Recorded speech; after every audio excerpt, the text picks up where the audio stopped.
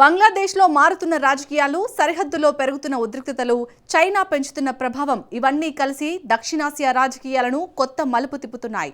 ఢిల్లీ విమానాశ్రయంలో బంగ్లాదేశ్ ప్రధానమంత్రి సలహాదారుడి వ్యవహారం నుంచి సరిహద్దు పుష్ బ్యాక్ వివాదాల వరకు ఇరు దేశాల సంబంధాల్లో కొత్త సవాళ్లు కనిపిస్తున్నాయి. అయితే ఇవి తాత్కాలిక విభేదాలా లేక దక్షిణాసియా భవిష్యత్తును ప్రభావితం చేసే పెద్ద మార్పులకు సంకేతాలా? బంగ్లాదేశ్కు నిజమైన భాగస్వామి ఎవరు? చైనానా, భారత్నా? Let's watch the story.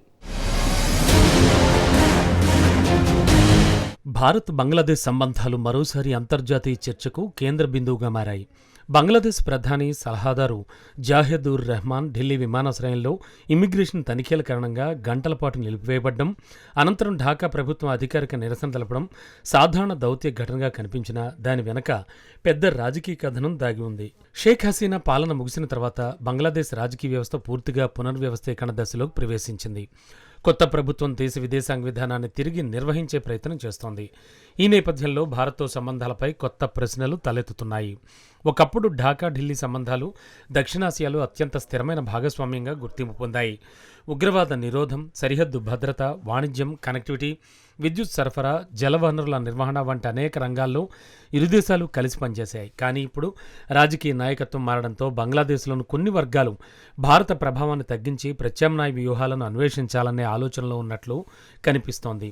Zahed ur Rahman ఘటన కూడా అదే నేపథ్యంలోని ఒక సాంకేతికమైన సంఘటనగా మారింది. భారత భద్రత వ్యవస్థ తమ విధులను నిర్వర్తించిందని ఢిల్లీ భావిస్తుంటే ఢాకా దీన్ని రాజకీయ మర్యాదల ఉల్లంఘనగా చూస్తోంది. ఈ భిన్న దృక్పథాలే ప్రస్తుతం ఇరు దేశాల మధ్య కనిపిస్తోన్న ఉద్రిక్తతకు ప్రధాన కారణం. అయితే ఈ వివాదం అసలు సమస్య కాదు. అసలు ప్రశ్న ఏంటంటే, షేక్ హసీనా తర్వాతి బంగ్లాదేశ్ ఏ దిశగా ప్రయాణించబోతోంది? భారత్తో వ్యూహాత్మక భాగస్వామ్యాన్ని కొనసాగిస్తుందా లేక చైనా వైపు మరింతగా మొగ్గు చూపుతుందా? బంగ్లాదేశ్ ప్రస్తుతం 3 ప్రధాన ఒత్తిళ్ల మధ్య చిక్కుకుంది. మొదటిది అంతర్గత రాజకీయ అస్థిరత, రెండవది ఆర్థిక వృద్ధిని కొనసాగించాల్సిన అవసరం, మూడవది భారత్ చైనా మధ్య సమతుల్యత సాధించాల్సిన సవాల్. షేక్ హసీనా హయాంలో భారత్కు అనుకూలంగా భావించబడిన అనేక విధానాలు అమల్లోకి వచ్చాయి. సరిహద్దు ఉగ్రవాద కార్యకలాపాలను అణిచివేయడం, భారత ఈశాన్య రాష్ట్రాలకు కనెక్టివిటీ కల్పించడం, రవాణా ఒప్పందాలు, విద్యుత్ సరఫరా ఒప్పందాలు వాటిలో ముఖ్యమైనవి. కానీ కొత్త రాజకీయ వర్గాలు దేశంలో జాతీయవాద భావజాలాన్ని బలపరుస్తూ విదేశాంగ విధానంలో మరింత స్వతంత్రతకు ప్రదర్శించాలని చూస్తున్నాయి. ఇదే సమయంలో చైనా ఈ అవకాశాన్ని వినియోగించుకోవాలని ప్రయత్నిస్తోంది. ఇప్పటికే బంగ్లాదేశ్ మౌలిక వస్తువుల రంగంలో చైనా భారీ పెట్టుబడులు పెట్టింది.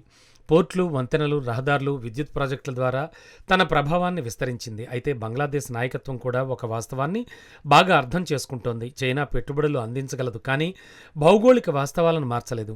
బంగ్లాదేశ్కు అతిపెద్ద పొరుగు దేశం భారత్, అతిపెద్ద భూసరిహద్దు భారత్తోనే ఉంది, అతిపెద్ద ప్రాంతీయ మార్కెట్ కూడా భారత్దే. అందువల్ల రాజకీయ విభేదాలు వచ్చినా ఇరు దేశాలు పూర్తిగా దూరమయ్యే పరిస్థితి వాస్తవికంగా కనిపించడం లేదు.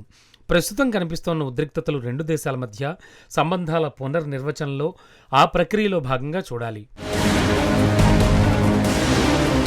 వాస్తవాల ఆధారంగా చూస్తే బంగ్లాదేశ్కు చైనా కంటే భారత్ ఎందుకు దీర్ఘకాలికంగా మెరుగైన భాగస్వామిగా ఉండగలదో అనేక కారణాలున్నాయి. మొదటిది ఆర్థిక పరస్పర ఆధారిత. బంగ్లాదేశ్ పరిశ్రమలు, ముఖ్యంగా వస్త్ర పరిశ్రమ, ప్రాంతీయ సరఫరా గొలుసులతో ముడిపడి ఉన్నాయి. రెండోది ఇంధన భద్రత. బంగ్లాదేశ్ విద్యుత్ అవసరాల్లో భారత్ సహకారం కీలక పాత్ర పోషిస్తోంది. ఇక మూడవది సరిహద్దు నిర్వహణ. అక్రమ వలసలు, స్మగ్లింగ్, భద్రతా సమస్యలను ఎదుర్కోవడానికి ఇరు దేశాల సహకారం తప్పనిసరి. నాలుగోది మానవ సంబంధాలు. లక్షలాది కుటుంబాలు, వ్యాపారాలు, విద్యార్థులు, రోగులు ప్రతిరోజు ఇరు దేశాల మధ్య ప్రయాణిస్తూ ఉంటారు. ఈ స్థాయి ప్రజల మధ్య సంబంధాలు చైనా ఎప్పటికీ నిర్మించలేదు. ఐదవది సంక్షోభ సమయంలో సహకారం. ప్రకృతి వైపరీత్యాలు, ఆరోగ్య అత్యవసర పరిస్థితులు, ఆర్థిక సమస్యల సమయంలో భారత్ వెంటనే స్పందించే సామర్థ్యం కలిగి ఉంది. చైనా పెట్టుబడిదారుగా ఉండొచ్చు, కానీ పొరుగువాడిగా ఉండలేదు. ఇదే అత్యంత కీలకమైన తేడా. అందుకే బంగ్లాదేశ్లో ఏ ప్రభుత్వం అధికారంలో ఉన్నా చివరకు భారత్తో పని చేయాల్సిందే అనే వాస్తవం మారదు. ఇదే కారణంగా తరచూ రాజకీయ ఉద్రిక్తతలు వచ్చినా ఇరు దేశాల సంబంధాలు పూర్తిగా విచ్ఛిన్నం కాలేదు. వ్యూహాత్మకంగా చూస్తే ప్రస్తుతం జరుగుతున్న పరిణామాలు కేవలం భారత్ బంగ్లాదేశ్ సంబంధాలకు మాత్రమే పరిమితం కావు. ఇవి మొత్తం దక్షిణాసియా భవిష్యత్తును ప్రభావితం చేసే అంశాలు. బంగాళాఖాతంలో రాబోయే దశాబ్దంలో ప్రపంచ వాణిజ్యం, సముద్ర భద్రత, ఇంధన రవాణాలో కీలక కేంద్రంగా మారబోతోంది. ఈ ప్రాంతంలో ప్రభావం పెంచుకోవడానికి చైనా తీవ్రంగా యత్నిస్తోంది. కానీ భారత్కు భౌగోళిక సమీపం, సాంస్కృతిక అనుబంధం, ప్రజాస్వామ్య విలువలు, ప్రాంతీయ అంగీకారం వంటి సహజ ప్రయోజనాలు అనేకం ఉన్నాయి. ప్రపంచ దేశాలు కూడా ఇప్పుడు చైనాను ఆర్థిక శక్తిగా చూస్తున్నప్పటికీ భారత్ను విశ్వసనీయ వ్యూహాత్మక భాగస్వామిగా చూడడం ప్రారంభించాయి. అమెరికా, జపాన్, యూరోప్, గల్ఫ్ దేశాలు తమ దీర్ఘకాల ప్రణాళికల్లో భారత్కు పెరుగుతోన్న ప్రాధాన్యం ఇస్తున్నాయి. బంగ్లాదేశ్ కూడా ఈ వాస్తవాన్ని విస్మరించలేదు. జాహెదుర్ రెహమాన్ ఘటన వంటి వివాదాలు తాత్కాలికంగా వార్తల్లో నిలిచినా భౌగోళిక వాస్తవాలు మాత్రం శాశ్వతం. అందుకే రాబోయే రోజుల్లో ఢాకా అలాగే ఢిల్లీ మధ్య అప్పుడప్పుడు విభేదాలు వచ్చినా సహకారం కొనసాగుతూనే ఉంటుంది. ఎందుకంటే ఇరు దేశాల భవిష్యత్ పరస్పరంగా ముడిపడి ఉంది. చివరికి దక్షిణాసియాలో ప్రభావం సంపాదించేది కేవలం డబ్బు ఖర్చు చేసే దేశం కాదు, విశ్వాసాన్ని నిర్మించే దేశం. ఆ ప్రయాణంలో చూస్తే చైనా కంటే భారత్కున్న ఆధిక్యం మరింత స్పష్టంగా కనబడుతోంది. రాబోయే దశాబ్దంలో అదే భారత్కు అతిపెద్ద వ్యూహాత్మక ఆయుధంగా మారే అవకాశం ఉంది. ఇక ఇటీవలి కాలంలో భారత్ బంగ్లాదేశ్ సంబంధాల్లో అత్యంత సున్నితమైన అంశంగా మారింది సరిహద్దు భద్రత మరియు ఫెన్సింగ్ వివాదం.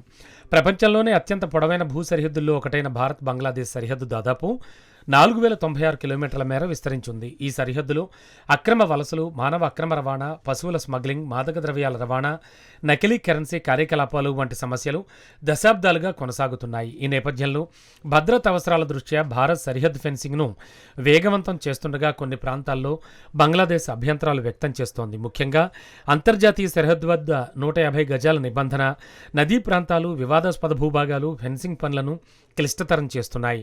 ఇక 2026లో పరిస్థితిని మరింత ఉద్రిక్తం చేసిన అంశం అక్రమ వలసదారుల పుష్బ్యాక్ వివాదం. భారత్ అక్రమంగా నివసిస్తున్న బంగ్లాదేశ్ పౌరులను తిరిగి పంపించే ప్రక్రియలో సరైన దౌత్య, చట్టపరమైన విధానాలు పాటించడం లేదని ఢాకా ఆరోపిస్తోంది. మరోవైపు భారత్ మాత్రం వేల మంది అక్రమ వలసదారుల వివరాలను అధికారికంగా పంపినా వారి పౌరసత్వాన్ని నిర్ధారించడంలో బంగ్లాదేశ్ అలసత్వం వహిస్తోందని వాదిస్తోంది. ఇటీవల జరిగిన బీఎస్ఎఫ్, బీబీజీ, డీజీ స్థాయి సమావేశాల్లో కూడా ఇదే ప్రధాన చర్చాంశంగా నిలిచింది. ఇరుపక్షాలు అక్రమ చొరబాట్లు, సరిహద్దు నేరాలు, రోహింగ్యాల కదలికలపై ఆందోళన వ్యక్తం చేసినప్పటికీ పుష్బ్యాక్ అంశంలో పూర్తి ఏకాభిప్రాయం కుదరలేదు. అయితే వ్యూహాత్మకంగా చూస్తే ఫెన్సింగ్ వివాదం కేవలం కంచె నిర్మాణానికి సంబంధించిన అంశం కాదు. ఇది భద్రత, జనాభా మార్పులు, ఎన్నికల రాజకీయాలు, ప్రాంతీయ ప్రభావ పోటీ, చైనా అంశం వరకు విస్తరించాయి.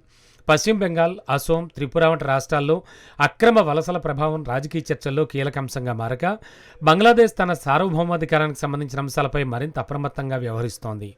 అయినప్పటికీ ఇరు దేశాల సరిహద్దు దళాలు ఇటీవల జరిగిన సమావేశాల్లో సంయుక్త గస్తీ, ఇంటెలిజెన్స్ పంచుకోవడం, సరిహద్దు ప్రశాంతత కొనసాగించడం, అక్రమ చొరబాట్లను తగ్గించడం వంటి అంశాలపై సహకారాన్ని కొనసాగించాలని అంగీకరించడం గమనార్హం.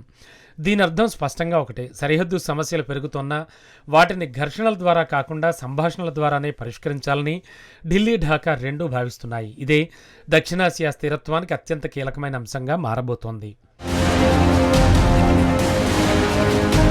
సరిహద్దు వివాదాలు రావచ్చు, రాజకీయ విభేదాలు తలెత్తవచ్చు, కానీ భౌగోళిక వాస్తవాలను ఎవరూ మార్చలేరు. బంగ్లాదేశ్కు పొరుగు దేశం భారత్, శాశ్వతంగా ఉండబోయేది కూడా భారతే. చైనా పెట్టుబడులు అందించగలదు, కానీ భౌగోళిక సామీప్యాన్ని ఇవ్వలేదు. అందుకే రాబోయే రోజుల్లో ఢాకా, ఢిల్లీ సంబంధాలు పరీక్షలను ఎదుర్కొన్న పరస్పర అవసరాలు వాటిని మళ్లీ దగ్గర చేస్తాయి. దక్షిణాసియాలో ప్రభావం సాధించేది డబ్బుతో కాదు, విశ్వాసంతో. ఆ విశ్వాస పోరులో భారత్కున్న ఆధిక్యమే భవిష్యత్తును నిర్ణయించబోతోంది.